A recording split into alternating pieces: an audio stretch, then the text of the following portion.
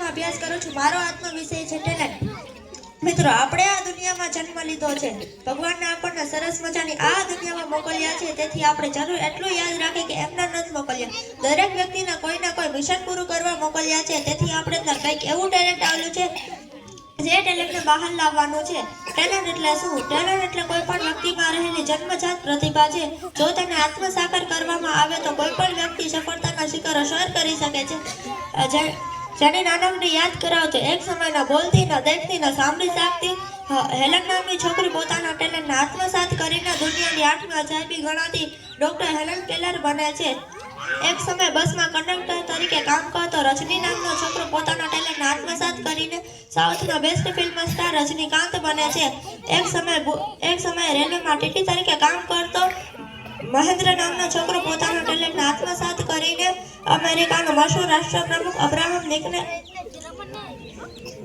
બને છે। એક સમય બાકડા ઉપર સૂતો રહેતો અને ફ્રેન્ડ પાસેથી 20 રૂપિયા ઉધાર લઈને ફિલ્મ સિટીના ધક્કા ખાતો શાહરૂખ નામનો છોકરો પોતાના ટેલેન્ટને આત્મસાત કરીને બોલિવૂડનું કિંગ ખાન બને છે। એક સમય ખૂબ જ તોફાની અને બોધરકાર છોકરો પોતાના ટેલેન્ટને આત્મસાત કરીને મહાન વૈજ્ઞાનિક આઇઝેક ન્યૂટન બને છે। બસ આ જ રીતે જગતના સચિન તેંડુલકર, જય પ્રકાશ નાયક જેવા માણસો ભેટ મળ્યા છે। જય હિન્દ, જય ભારત।